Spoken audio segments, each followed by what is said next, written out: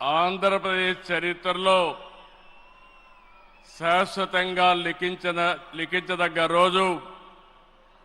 ఇలాంటి సమావేశానికి ఏదైతే అమరావతి రాజధాని పనులు నిలిచిపోయినాయి, ఆ రోజు మన ప్రధానమంత్రి గారే ఫౌండేషన్ వేశారు.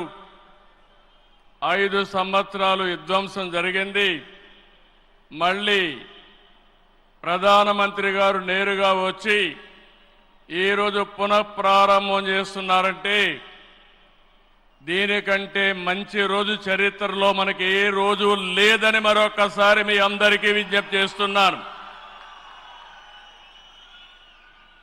అలాంటి ప్రధానమంత్రి నరేంద్ర మోడీ గారికి రాష్ట్ర ప్రజలందరి తరపున మనస్ఫూర్తిగా స్వాగతం, సుస్వాగతం, ప్రత్యేకమైన అభినందనలు.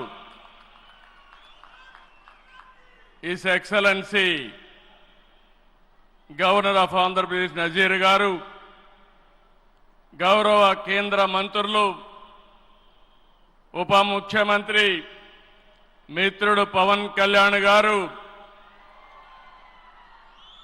వేదిక పైన వేదిక ముందునున్న సోదరి సోదరులందరికీ నమస్కారాలు. ముందుగా మీ అందరికీ ఒక విషయం చెప్పాలి. గతంలో మోడీ గారిని ఎప్పుడు కలిసినా చాలా ఆహ్లాదకరంగా ఉండేవారు.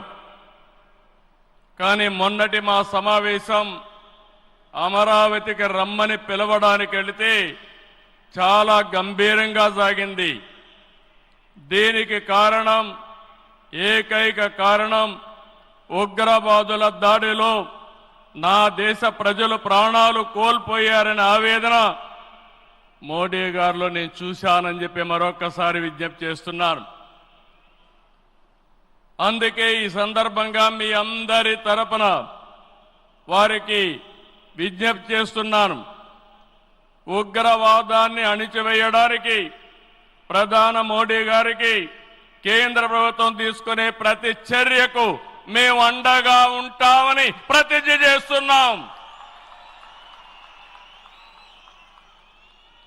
मोदी जी, हम आपके साथ हैं. आंध्र प्रदेश के 5 करोड़ लोग आपके साथ हैं.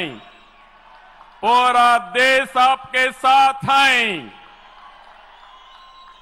ఒకసారి గట్టిగా చెప్పండి, వందే మాతరం, వందే మాతరం.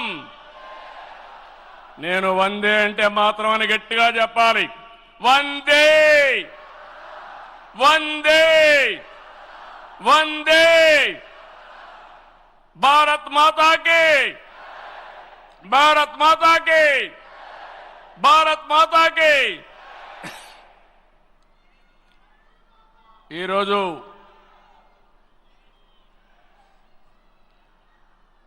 భారతదేశం మొత్తం మోడీ గారి నాయకత్వంలో ఈరోజు సంపూర్ణంగా సమర్థించే పరిస్థితిలో ఉన్నారు. ఈ సందర్భంగా ఒక్క విషయం మీ అందరి దృష్టికి తీసుకురావాల్సిన అవసరం ఉంది. ఎప్పుడైనా సరే ఒక ఫ్యామిలీ, ఒక ఇండస్ట్రీ, ఒక కాన్స్టిట్యుయెన్సీ, ఒక కంపెనీకి దేనికైనా ఎఫెక్టివ్ లీడర్ ఉంటే ఆ ఇండస్ట్రీ బాగుపడుతుంది. Today I am proudly saying, right time, right leader for the nation, that is Narendra Modi ji. Very strong leader, balanced leader.